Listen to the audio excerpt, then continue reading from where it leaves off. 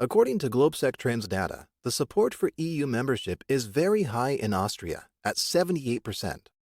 Against the background of the rather chaotic Brexit management in the UK and increased global instability, Austrians feel safer as part of a common European family. That is also why the traditional Eurosceptics, such as the Austrian Freedom Party, have toned down their voices in questioning EU membership as such, and shifted rather towards talking about changing the overall design of the European Union. However, GLOBSEC's survey had been carried out before the Austrian government of the Conservative People's Party and the right-wing Freedom Party broke down.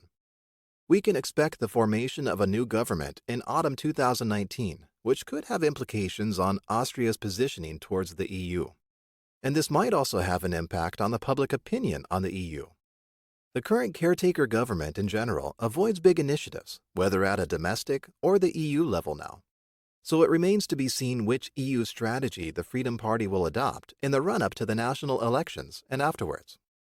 How come there is a relatively strong belief in the narratives of either Brussels or Franco-German dictate, though?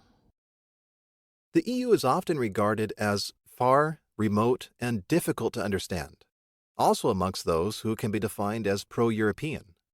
Another point of criticism often mentioned is the democratic deficit and the doubt that a small country like Austria can have a say in the EU.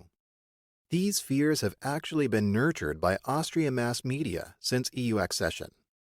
According to GLOBSEC Trends data, 4 out of 10 respondents agree that the EU dictates to us what to do, and 3 out of 4 respondents agree that the European Union is ruled by a few large states, such as Germany and France. This can be attributed to the fact that the founding members have been regarded both as the main drivers of the integration process of the last decades and as main players in handling multiple crises. Germany, as Austria's big neighbor, has always been in a special focus in the domestic EU-related debates and in the media. On the other hand, it also shows the importance that Austrians still give to the national level. Ever since the accession, nostalgic sentiments of a peaceful, neutral, and independent Austria in the heart of Europe have been highlighted by political representatives and media in contrast to EU membership, which is then associated with the loss of sovereignty and self-determination.